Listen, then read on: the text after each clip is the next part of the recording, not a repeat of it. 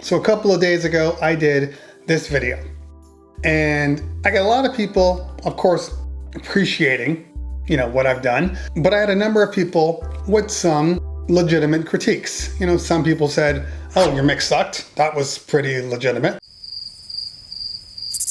Others said, oh, you should have quantized the drum beat, or you should have used loops, or your mix was a little sloppy in the beginning, but then it got better. But the issue is, they all kind of missed the point of the video. I could have gone on and made a perfect mix. I'm video recording the entire thing.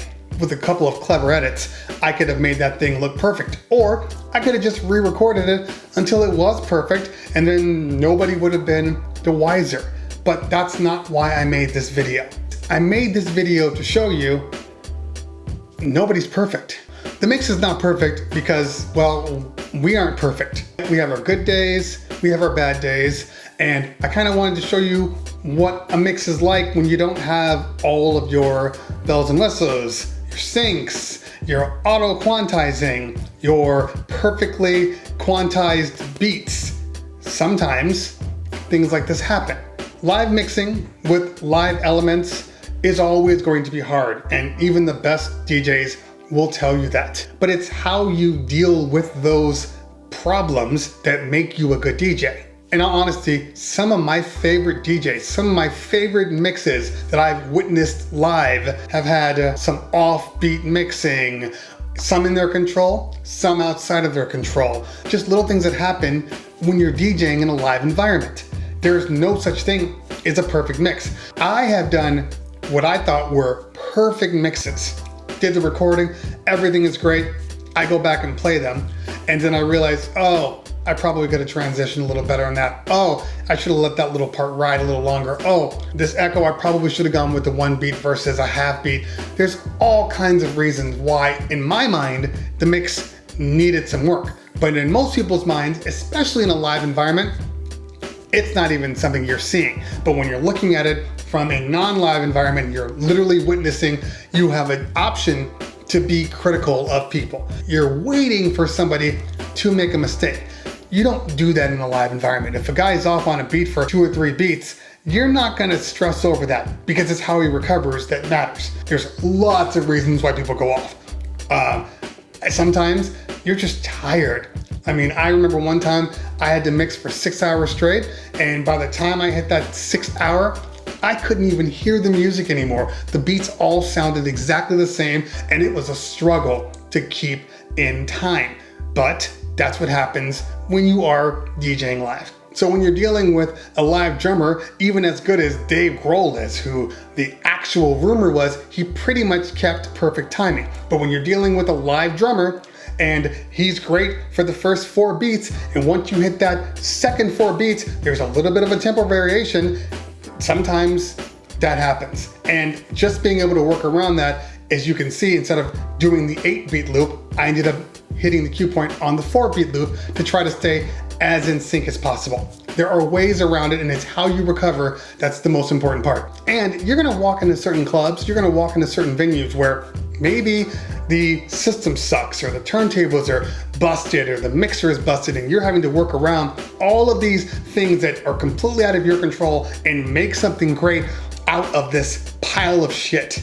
And what you do is very, very important. Sure, you could be like, oh, well, it's just because of this turntable, or it's because of this. Or you can just work around it and do the best you can. And that's what I'm trying to show you, that even when something's not perfect, you being able to work around it is what is going to make you a better DJ.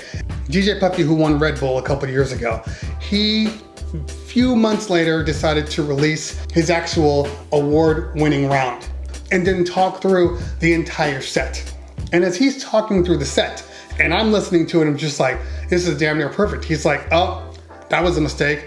Oh God, I should have never done that. Oh, I completely forgot what I was doing there. Oh, that scratch, I screwed that scratch up. That was supposed to go into this, and I didn't go into that. So then I had to make some stuff up on the fly. And he's literally talking about a perfect performance, and it wasn't perfect for him. You see what I'm saying? There's no such thing as a perfect performance. There's always gonna be things you think you can do better. If you get to a point where you think there's absolutely nothing you can do better, then you've literally stopped learning. And I've said this before, but I really, really mean it. You should always be able to find flaws in what you're doing. Because as a human being, there's no such thing. You're not a robot. You can't just do things perfectly just off of routine. You're going to make mistakes. That doesn't mean it was a bad set. It just means that for 4 seconds out of your hour and a half set, you had a little bit of an issue. Nobody remembers that. Nobody remembers that. The only people that remember those types of things are DJs that would have rather have been in your spot in the first place. The only time. Because even I'm a victim of that. I've been in clubs where my boy's DJing and then all of a sudden the beat goes off and you're like, oh, see, oh, you're making all these faces and noises looking at your other DJ friends.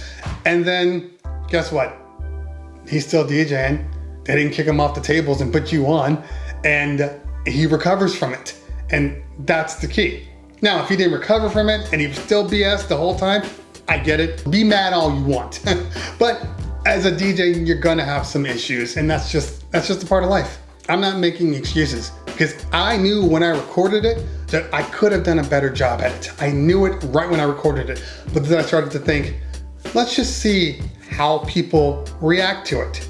And I wanted it to become a teaching moment because we're all here to learn. Even the best DJs can see things and go, oh, I would have done this, or I would have done that, or, oh wow, I never thought you could do that. There's things you can take away from it that are good and or bad. You choose to decide what you're gonna take away from it. Is it just gonna be, oh, that guy's mix was off, I don't care, walk away? Or is it gonna be, oh, well, you know what? That was a little off, but I totally see what he was doing here. And that part of it, that part was really good, and I'm gonna use that too. There's always a way to find usefulness in whatever you see. Like, you know, you play video games and you've got your routine down and you've got your movements and everything's exactly the way you want it. And then some guy's like, hey, can I play? You're like, you never played this game, I'm gonna beat you. And he's never played and he picks up the controller and he's just pressing buttons. And for some strange reason, he's beating you. And you can't understand why. You have stopped trying to look outside the box. You have stopped trying to see other ways, alternative ways to do things because your way is the right way. But clearly, if you're getting beat, your way isn't necessarily the right way.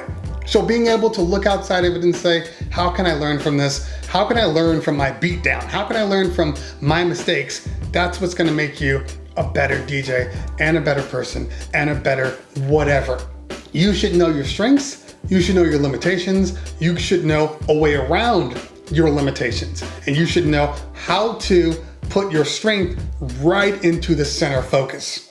So that's all people see. You make your strengths as bright as possible. That way your weaknesses are hard to see. But the more you try to be creative, a lot of times, the more you open yourself up to mistakes. And that's the difference between like a Red Bull champion and a guy that's a good DJ, but is trying to be more creative. Because those Red Bull guys have literally worked on these routines for like a year straight. And you are just trying some stuff out. But the only way to improve on those routines is to continue to do them. I got tons of routines that I literally can do right off the fly, and I've been doing them forever, and they work, and they sound great, and there's no issues. But I don't sit on my laurels. It's not about what I have done in the past. It's what I'm continuing to do. It's the improvements that I want to make. Because I'm always trying to be a better DJ, a better MC, a better YouTube guy. I'm just trying to be better, a better person. And there's only one way to do that, and that's to try. So take my mistakes and learn from them. Listen to what I'm saying, understand what I'm saying, and learn from that. That's what we're in this world for, is to learn and to improve, guys. All right, guys, if you found what I said here useful, hit that like button. If you found what I said here really useful, hit that subscribe button. Make sure you follow me on the Instagrams and the Twitters. That's where I'm putting a lot of my new videos, especially my DJ videos, because, you know, as much as I want to post on YouTube, YouTube demonetizes anything commercial. And I am serious about starting up a Patreon, so I'm working on that right now. But besides that, always a pleasure. If I don't talk to you later, we'll talk soon. Peace.